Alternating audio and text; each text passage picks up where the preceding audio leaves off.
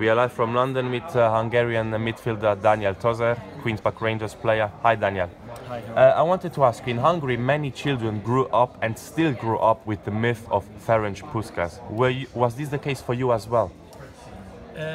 It was not he was not the case to be a football player, but of course everyone knows him, and he's an absolute legend. As he's our greatest ever. So yeah, everybody knows him and gonna know, I think, until the end of time. So it's not a question. He was the best. He gonna be the best always. So yeah, no one like him. And your exclusion from the playoffs against Norway in November, how difficult was it for you to deal with it? Did you expect to be left out of the squad despite always being called up for the qualification game? Not really. It was. I heard rumors before, and I have good friends and connections in Hungary. Like, it was not a surprise and a shock for me, so I heard it before. Of course, it was a really difficult time for me because I played the whole qualification and I had an important role to reach the playoffs after plenty of years for Hungary. But yeah, always the coach has right, and always the coach decides who is in his squad. He decided to put me out for different reasons. I don't know. I didn't talk with him since that game, but that's life, you know. I keep on going, new challenges all the time, so you can never stop. Do you hold a grudge against manager Ben Stock? No, nothing. I just said, you know, also in the newspapers before, like, it was difficult to accept and to understand, and not to reach even a phone call from him, you know, to explain me. But he don't have to explain. So if he decides to do on this way, you know, I can just accept it, and that's it. Football is like this. And do you still believe in making the squad for France 2016? I just do my things, you know. I don't have to believe in this or not to believe, you know, or give up or things like this. I just do my things like all the time, and if he gonna pick me for the Euros, I'm gonna be there. If he decide not to, then I'm gonna watch the team. And I don't really know much about the Hungarian national team. What are the strengths and weaknesses of Hungary? I think the biggest strength is a really good group and a good team, you know, with the big capitals. And I think that's the main importance. So we were always fighting each other. It was really good friendship. A lot of players with the same age, but the older and the younger players also are in really good relationships. So that was the main PowerPoint. Weakness is, you know, experience, lack of experience, probably. No, because we have players with over 30, not even one. So the experience is also there, but maybe the experience to be on the Euro or World Cups, that can be maybe probably the negative side, but I think it's a good thing at the moment. And Hungary are drawn in a group with Portugal, Austria and Iceland. Do you think that they can get out of their groups, because it's not really impossible to overcome? Of course not. I think it's a group what's really dangerous, because this all three teams are really strong and good teams. Who are the opponents for Hungary, but it can come out like with 3 victory, and it can come out with 3 losing game easily. So it's a really dangerous group. Not really huge names like maybe Germany or Spain on the Euro, but yeah.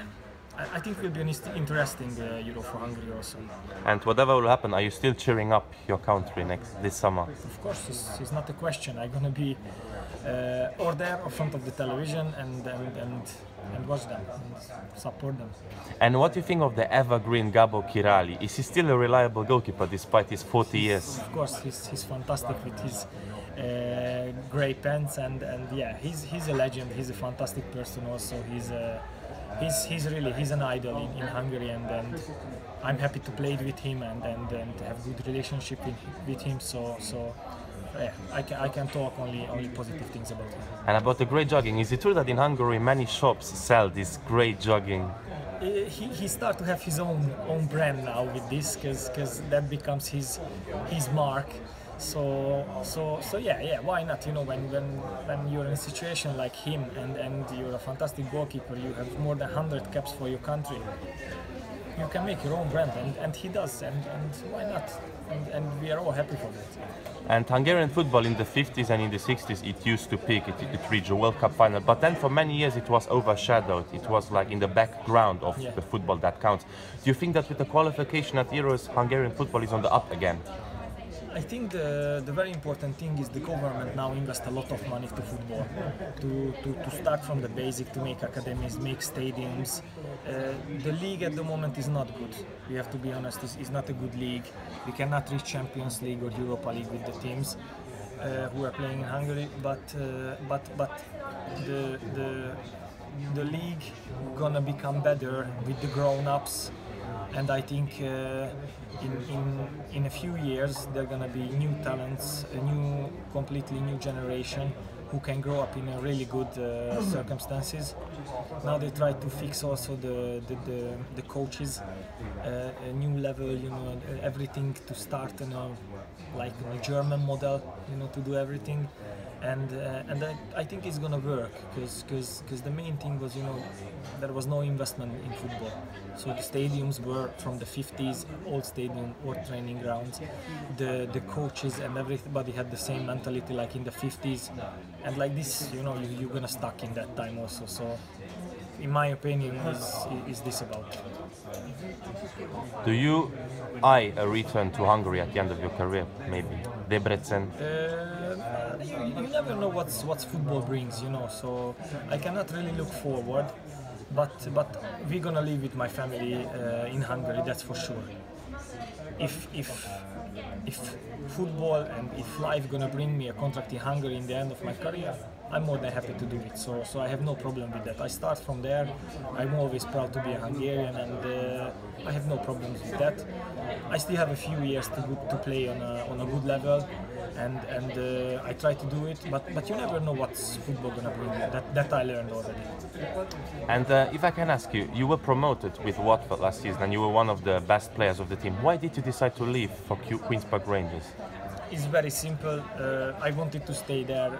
We had a chat with the manager, with Kike Sanchez Flores. He wanted me also to stay, but the only thing, the president didn't give me a contract. You know, he didn't offer me anything. So that was it. You know, like I said, football. You see a lot of strange things and different things, but that's the past now. So I'm over it. It was a fantastic time for me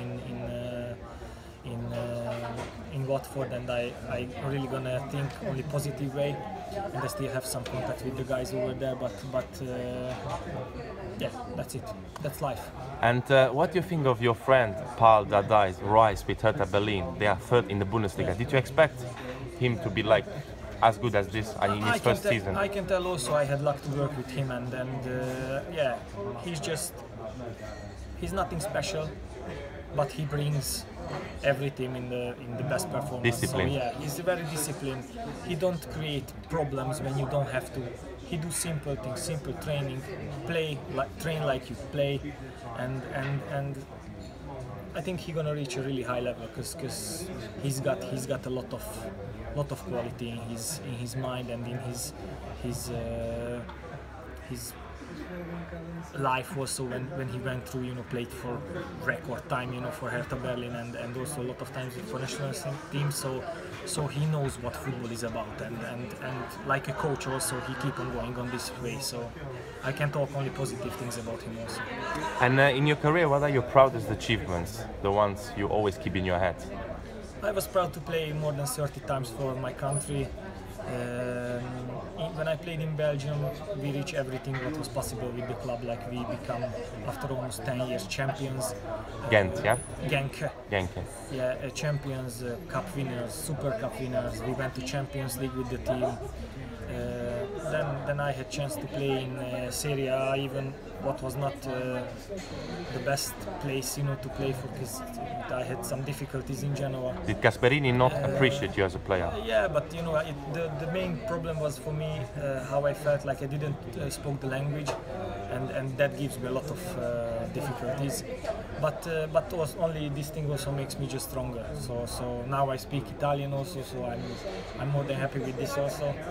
And yeah, I played some really good against some really good side.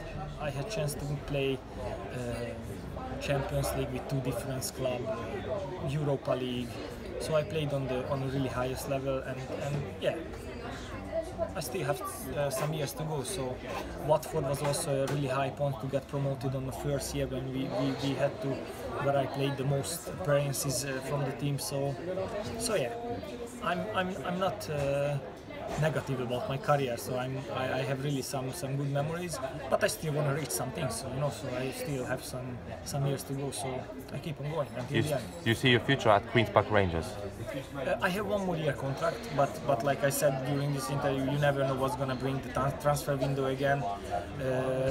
I'm not really happy at the moment with my position in the team because I'm not playing enough at the moment. But like I said, always the manager pick his team, and we just can accept and work, and that's it. And who is the best player you've ever played with in your career? To play with in the same team. That's a tough question because I had some really good players around, but I think in Greece I had chance to play with Rivaldo in the same team, and he was in his 30s that time, and he was not in the top, but he's just a genius, you know. So You also played against AC Milan in the Champions League. yeah. Also we won that game as well, but that time he was not there. How emotional was it for you to play in the San Siro? Was nice, but I think to play home against Milan was better because there was really 80 or 85,000 supporter full house. AEK Athens before never won a game in Champions League, so we made history with that game, and we won against the Milan who just won the Champions League that year. So you know, it was a fantastic evening, and I was like 21, I think. So really, I had some really great moments, like I said. And last question, can you please select me your ideal 11 in which you would have liked to play? With players from all the generations, maybe. In goal, 4-4-2. 4-4-2 in goal. Difficult question. The goal for me is Courtois. He's a good friend of mine, and we played together in Belgium, and yeah, he's just a genius, you know, so I don't think so I have to say why he's in the goal. He made his debut at 16 or 17, yeah. And he's in the goal. Could you already see at the time that he would become the goalkeeper he is? You could see he's a big talent, but you know, we always joke when we talk about this, because when we played together in Belgium, I told him like, one day we're gonna be really proud of you. We played together. And he remembers this, I told him, you know, and he told me when he played in Champions League final against Real with Atletico Madrid, I told him in 5 years we're gonna see you in Champions League final, and he called me after, and it was only 3 years, he said, so, you know, yeah, he's in the goal for sure. Right back, tough one. Not only ever played, no, it's everyone you want, yeah, any generation. Not only active. Yeah, any generation you want. When I grew up, I really liked to see Gary Neville with Beckham on the right side with that Manchester United, so that's gonna be the right side for me. The middle, I think I can put Sergio Ramos. I really like. I'm gonna put, maybe he's not one of the best players ever, but the personality, the character. When I played with Dallas in AEK Athens, he played in Roma, yeah, before. He won the European Championship in 2004. He's a fantastic person, real leader, real captain, so he's gonna be there in my team. Left back,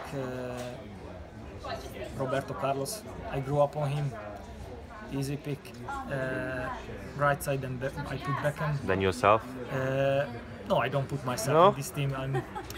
I let them play and watch and enjoy. On the left side, maybe I'm gonna put Zidane. He was my idol, and I really loved him. In the middle, Scholes. Scholes for me he's a pure, complete player. Do you quite like Manchester United, if I can read between the lines? On the end of the 90s, I was really a big United fan, but then, you know, there are so many players, like, you cannot just pick one of them, like Xavi, Iniesta, or who else, you know, in the middle. So it's a difficult one. Up front, I have to put Puskas, of course, and he's gonna be there with who? Messi, Ronaldo, Zlatan, or you know, there's too many players. Totti gonna be there. He's for me an absolute legend, and I had chance to play against him also. So he's Totti gonna be there. So yeah, this is gonna be around the team. Okay, thank you very much, Daniel, for the interview, and good luck for your career. And hopefully we will see you in France this summer.